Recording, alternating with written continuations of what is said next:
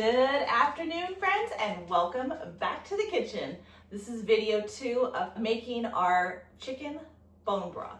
So it has been sitting in this gigantic pot cooking for the last 2 full days. Now it's time to go ahead and strain it out, get it into our mason jars, and then get it into our canner. That way we can have this down in the pantry to use all year long. So let's get started with canning up our bone broth. All right, friends, so for this step, what you're gonna need is your bone broth. You're gonna need a strainer, another stainless steel pot to strain your broth into, your jars of choice. I have quart-sized jars, and I also have pint-sized jars that I'm gonna be using. You wanna make sure you have your lids and your rings. And then you also need a pressure canner. Because this is a low acid food, you have to pressure can this. You do not water bath can, only pressure can with bone broth or any kind of stock. So you need to have a canner also to do that. I have the All-American pressure canner, and this is one of the bigger ones that they have. It can fit either 7 of my quart jars or 16 of my pint-sized jars. So let's go ahead and get started with straining out our delicious bone broth into the stock pot. And also I need to get these jars washed. You need to sterilize your jars, get them nice and hot. Because I have hot stock, I'm putting into hot jars. Do not put hot stock into cold jars. That will cause them to break and you'll end up with a huge mess. Ask me how I know that. All right, so let's get started. Let's clean these up, get out our stock, and then get going with pressure canning our bone broth. All right, y'all, so I have a question. Go ahead and leave it in the comments. How many jars do you think I'm gonna be able to get out of that stock pot? I'll take you over so you can see exactly where the water level is now that it has cooked down. I did not add any more water to it. I like it more concentrated of a flavor, so I just let it cook for the 48 hours and let the water just slowly go down and concentrate that flavor.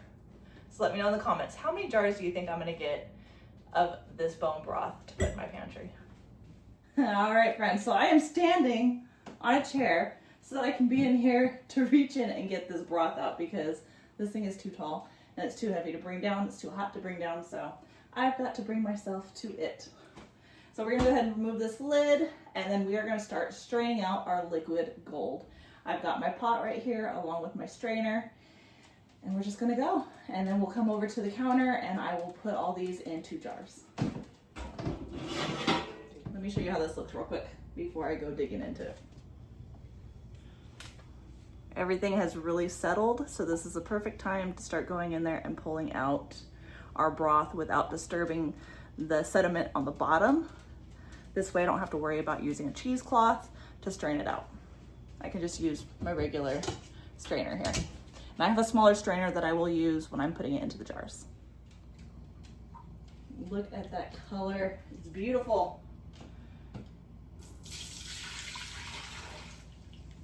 All right, friends, so now I've got my hot jars here. We are gonna go ahead and take out this, and we're gonna start filling up our jars. This is my other strainer that I have. I will put over this. As I'm filling it up, it'll catch any more sediments or pieces that came through the other one. Make sure you have a towel put down, because these hot jars cannot be going on cold counters. Plus, it will make a mess. Make sure you leave some headspace. Take yourself a paper towel and some white vinegar, and we're gonna clean the rim of our jars. Take your clean, brand new lid, put it on top. Take your ring, put that on top, and do it finger tight. Don't crunch it down real tight. You wanna just lightly put it on there. This is to put your jars into the canner. And there we go, it's ready for our canner. The canner is up to temperature, it's nice and hot, so it can take these hot jars right in there without worries of them breaking.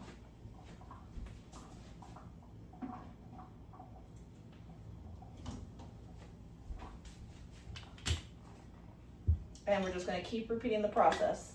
Something to note when you are cleaning your jars, check them to make sure there is no cracks in any part of your jar. If there are, you cannot use that jar because it will cause it to break once it goes into there, or it will cause it to not seal properly. Only put good quality jars for your canning.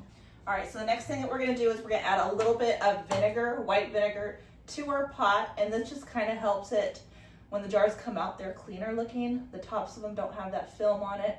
If you don't do the vinegar, it will get like a little bit of a filmy thing on the top of the jars, and it's not so pretty. So I go ahead and put just a couple teaspoons of white vinegar in the canner, and it will keep your jars nice and pretty.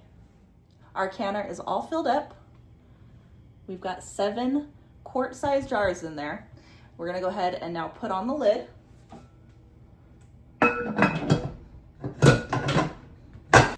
And we need to tighten them down. Okay. Do opposite sides of the toggles with this canner. Depending on the canner you have, follow directions for that particular canner. But for the All-American, we have 6 toggles that we put down to tighten this down. And then you're gonna go ahead and turn your fire up to high. Once this starts having a steady stream coming out of it of steam, we're gonna go ahead and count for 10 minutes. After your 10 minutes, that's when you're gonna put your weighted gauge on top. I've got my weighted gauge here, and mine is 15 pounds of pressure. So after 10 minutes of a steady steam come from here, I'll go ahead and put my weighted gauge on top. And then once this gauge comes up to 15, then I'm gonna start counting 25 minutes for quart and 20 minutes for pint-sized jars. After the 25 minutes, we're gonna go ahead and turn off our canner, and we're gonna let the pressure slowly release by itself. Once it goes back down to 0, you're gonna take off your weighted gauge. It will allow the rest of the steam to come out. Then you'll be able to undo all your toggles, remove the lid, let your jars sit for about 5 minutes, and then you can go ahead and pull them out and put them onto your counter. So I'll see y'all back when this has come up to pressure.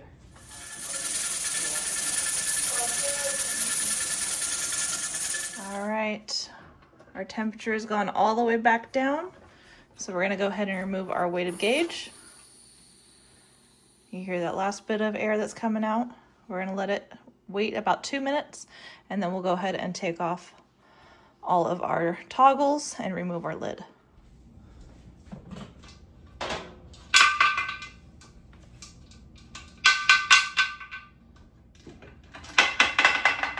Okay, now be very careful when you remove this lid. All that steam is coming out. So when you open it, and then open it away from you, like bring the lid towards you, not the other way around where that steam is going to come at you.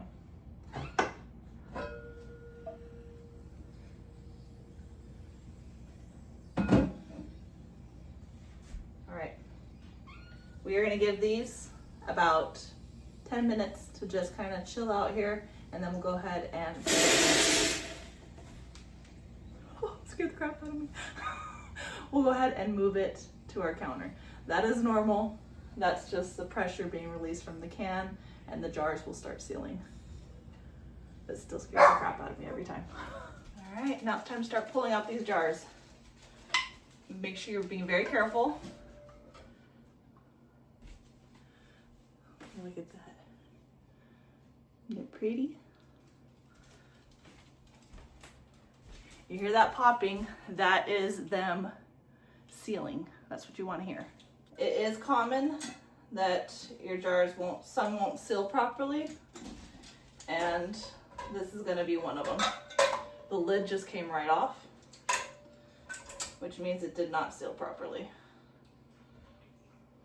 So I'm just going to place this one off to the side on a towel. So for the lid to pop off like that, that could mean that that jar has an issue with its rim. So I'm gonna go ahead and probably let that cool, give it to the dogs as a treat, and I will discard that jar, or I'll just put a sticky on it, just letting me know that that's not for canning, but I can use it for other stuff around the house, just not for canning. All right, so I've got my next batch ready to go into the canner. I've already got them all ready. So I'm gonna go ahead and place those in, and we're just gonna keep going all night long until I'm completely done with all that broth in the pot. All right, friends, we are finally done. I finished these at 6:30 in the morning. I was up all night canning all these up. So I ended up with 42 quart-sized jars of our chicken bone broth. I did have 2 that one broke in the canner, which is very common, and then I had one that didn't seal properly. So right now, looking at these have been cooling. You want to give them 24 hours to cool and to fully seal. I'm already seeing 2 that have not sealed. All the other ones have sealed properly. So this one and this one have not sealed. And how I can tell is I can see the bubble on the top is still there. It's not indented. All these have indented. These did not properly seal. So what you're gonna wanna do is you can either reprocess it again, or just stick it in your refrigerator and make sure you use these within the next couple days. These are perfectly fine to go in the fridge, and that's exactly what I'm gonna do. I will end up using these in the next couple days for my rice. The next thing that you're gonna wanna do is you're gonna wanna clean your jars really well. So we're gonna give these a good wash. You're gonna wanna make sure you remove the lids off of them before you store them in your pantry. Give them a good wash, label, date, and then put them in your pantry, and then you have these to use. These will last you a couple years in the pantry, but honestly, this is not gonna last me till the end of the year. As I'm removing these lids, go ahead and give this a pull. Make sure that they're fully sealed. If it comes off, it didn't seal.